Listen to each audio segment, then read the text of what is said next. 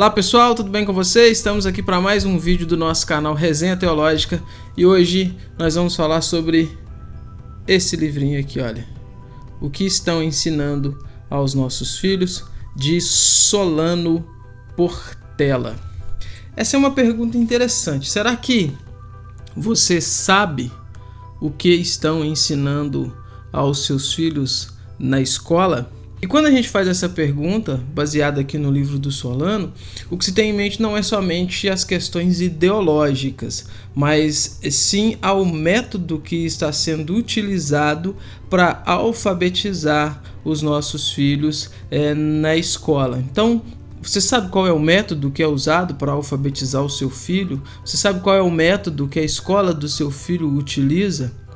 Esse livro vai te ajudar a entender um pouco disso, a entender um pouco do método que é vigente no nosso país e a perceber se esse método ele é um método eficaz, de acordo com os padrões bíblicos, de acordo com a cosmovisão bíblica, ou se não. É isso que nós vamos ver hoje. Solano Portela é presbítero da IPB, Igreja Presbiteriana do Brasil. Ele é formado em matemática aplicada, tem mestrado em teologia, trabalha no Mackenzie, atua nessa área com envolvimento em educação escolar há mais de 30 anos. Então, ou seja, é alguém totalmente preparado para falar sobre esse assunto, para escrever então sobre esse assunto. O livro tem a apresentação aqui do Augustus Nicodemos, dispensa comentários, e o prefácio do Mauro Meister, que também é um pastor presbiteriano. A proposta do Solano aqui com o livro é exatamente apresentar aí uma avaliação crítica dessa pedagogia contemporânea e apresentar a resposta da educação cristã a esse método, a essa pedagogia. Ele vai dividir o livro em 3 partes, aonde ele vai trabalhar na primeira parte com o cenário, apresentando o cenário da educação atual, ou melhor dizendo, o cenário atual da educação, o contraste, aonde ele traz então para nós uma visão diferente desse cenário, uma proposta diferente, e na terceira parte, que é denominada proposta, ele traz uma apresentação daquilo que ele chama de pedagogia redentiva. Mas vamos lá, o que ele apresenta então no cenário? Aqui nessa primeira parte de cenário, ele vai discutir basicamente sobre o famoso construtivismo. Construtivismo, podemos dizer que é um método criado pelo Jean Piaget. Olha o que ele diz aqui na página 38 sobre o construtivismo. Construtivismo é a teoria educacional desenvolvida a partir das ideias do biólogo e pensador suíço Jean Piaget, que considera o conhecimento como sendo um resultado das interações da pessoa com o ambiente onde vive. Nesse conceito, todo conhecimento é uma construção, daí o nome construtivismo, que vai sendo gradativamente formada desde a infância no relacionamento com os objetos físicos ou culturais com os quais a criança trava contato. A teoria é relativamente complexa, recheada de termos próprios que pedem definições específicas. Entretanto, procurando simplificar e resumir, podemos dizer que o construtivismo afirma que conhecimento é algo que cresce subjetiva e individualmente, como um cristal em uma solução salina.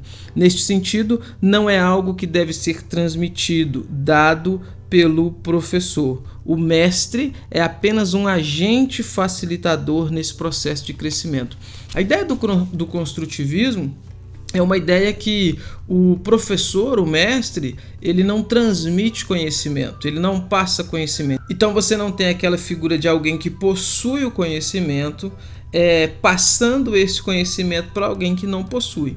A figura que você tem é de que o professor, então, ele é um facilitador. Ele vai ajudar o aluno, ele vai ajudar o educando a conseguir alcançar esse conhecimento por si só. E é uma coisa meio bizarra, porque o construtivismo, essa noção então, é a noção majoritária no nosso país, é a noção assim que domina as escolas aí, vamos dizer assim, os métodos, né, utilizados nas escolas.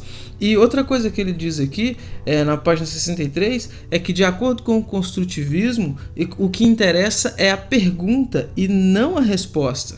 Olha só, na tenra idade, quando os alunos mais necessitam de direcionamento e de respostas às questões a serem compreendidas, concede-lhes uma autonomia indevida, para que pesquisem o que ainda não têm capacidade de entendimento e compreendam o que não lhes foi ensinado. Essa análise do Solano aqui sobre o construtivismo é uma coisa totalmente coerente, porque esse período onde a criança ela está desenvolvendo, então ela está aprendendo, ou melhor dizendo, ela deveria estar aprendendo, né? É um período onde ela possui muitos questionamentos. De acordo com o construtivismo, o que importa é a pergunta e não a resposta. Mas o Solano ele vem mostrando, olha só, como eu li aqui, é um momento onde os alunos mais necessitam de direcionamento e resposta. Então o autor está mostrando para a gente que no momento em que a criança mais necessita, que o aluno mais necessita, o construtivismo deixa ele de lado. Ele vai fazer uma crítica bem feita. Ele tem uma base muito boa para apresentar o construtivismo, mostrar os pontos aonde o construtivismo falha como método educacional. Enfim, é isso que ele tenta trazer aqui nessa primeira parte.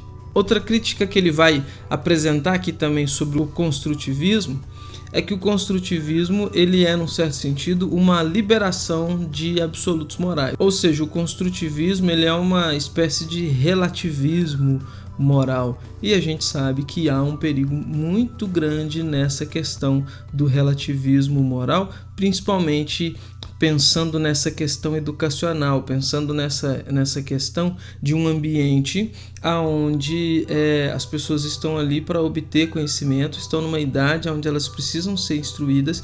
E se você exclui os absolutos, se você já chega com uma ideia relativista, você complica muito a cabeça e a percepção que esse aluno vai ter de certo e errado daí em diante na sua vida. Ele tem um capítulo também onde ele vai fazer uma apresentação, eu ia dizer pergunta, mas ele vai fazer uma apresentação sobre os perigos que são encontrados nos livros didáticos e paradidáticos. E é interessante porque aqui ele está mostrando os perigos não somente da ideologia, mas também ele vai mostrar que foram feitas pesquisas aí no Brasil, nos materiais didáticos que são distribuídos no nosso país, e foram encontrados assim erros grotescos de proposições matemáticas, erros de ortografia, livros apresentando, por exemplo, que 10 menos 7 são 4, né?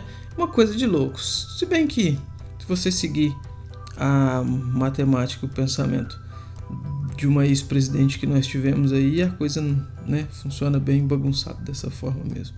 Mas ele vai mostrar então esses perigos que são encontrados nesse material didático. Um outro perigo também, além dessas questões ideológicas e desses erros propriamente dito, são as filosofias anticristãs que são encontradas nesses livros e que são ensinadas aos nossos filhos como sendo verdades absolutas, ainda que é uma contradição muito grande, uma vez que a base do construtivismo ela é o relativismo, né?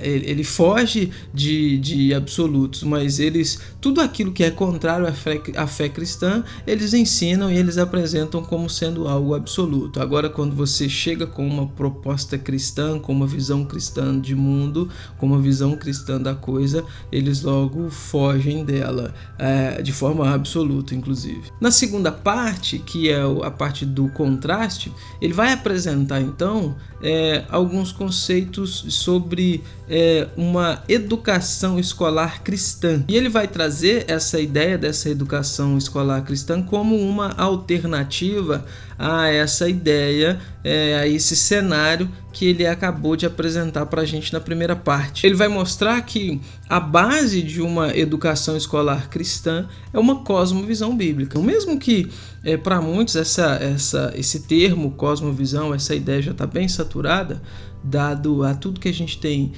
sendo produzido e sendo consumido aqui no nosso país ultimamente relacionado a esse termo, mas eu penso que essa enxurrada de coisas, de livros, de palestras, de ensinamento sobre cosmovisão, elas mostram o quão relevante é esse assunto para nós enquanto cristãos. Então ele vai mostrar que uma cosmovisão bíblica ela é fundamental para uma educação escolar cristã, ou seja, ter uma visão de mundo, enxergar o mundo pelo óculos da Sagrada Escritura, pela moral bíblica, pelos direcionamentos que a palavra de Deus nos dá, pelas respostas que a palavra de Deus nos dá às diversas questões aí do nosso cotidiano, isso é fundamental para que essa educação, então, ela seja uma educação coerente com a palavra de Deus e obviamente, então, a gente pode falar de uma educação escolar cristã.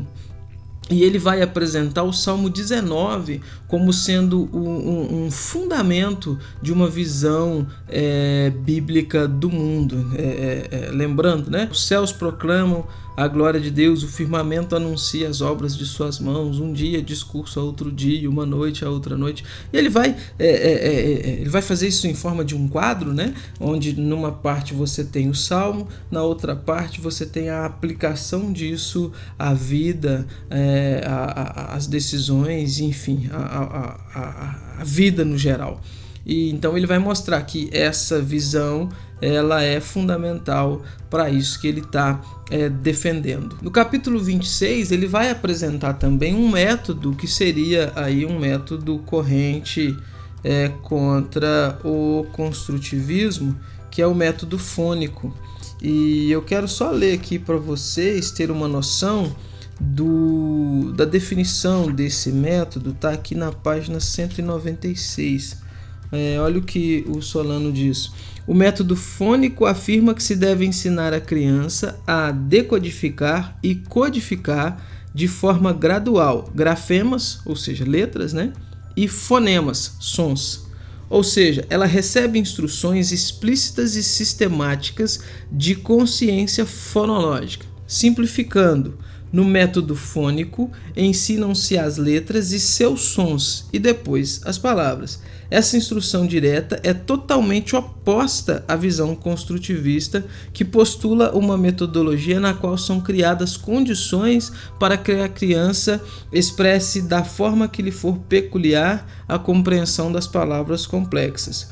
O construtivismo rejeita completamente o método fônico, pois ele implica na transmissão de conhecimento. E de acordo com a doutora Thelma Weiss, que é uma defensora do construtivismo, ensinar é criar condições e situações para a aprendizagem.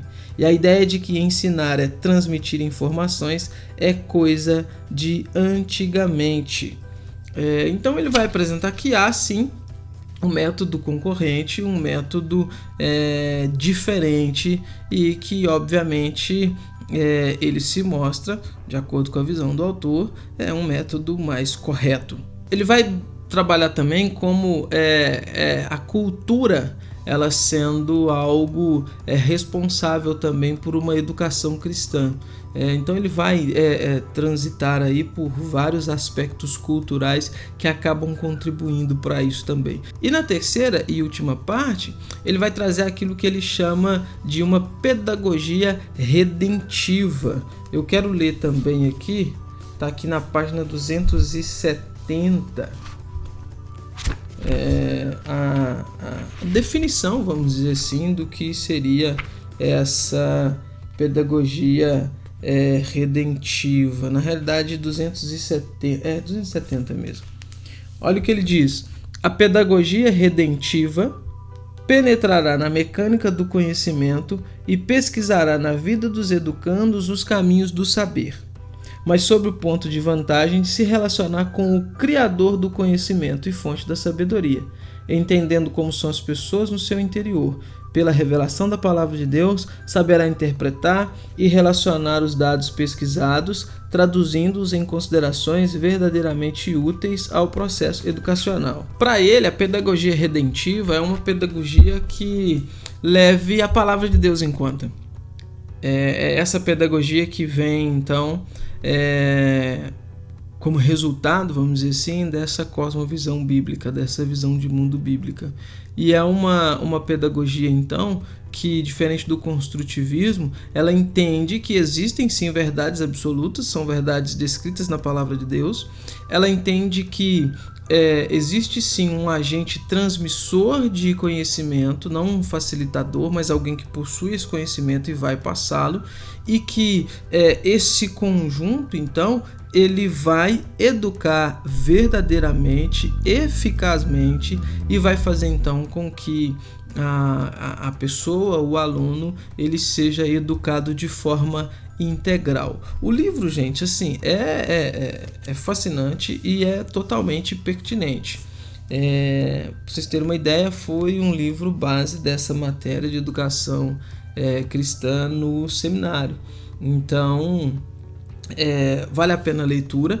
É óbvio que ele trabalha muito mais coisas, eu estou aqui apenas resumindo, é apenas uma apresentação do livro, uma apresentação da obra, mas vale a pena a leitura para se inteirar. Se você é pai, se você tem filhos em idade escolar, vale a pena. Se você trabalha com crianças na igreja, vale a pena. Se você é um cristão que se interessa por mais conhecimento, vale a pena. Enfim, se você gosta de leitura, vale a pena dar uma olhada neste livro, o que estão ensinando aos nossos filhos, Solano Portela, lançado aí pela editora Fiel.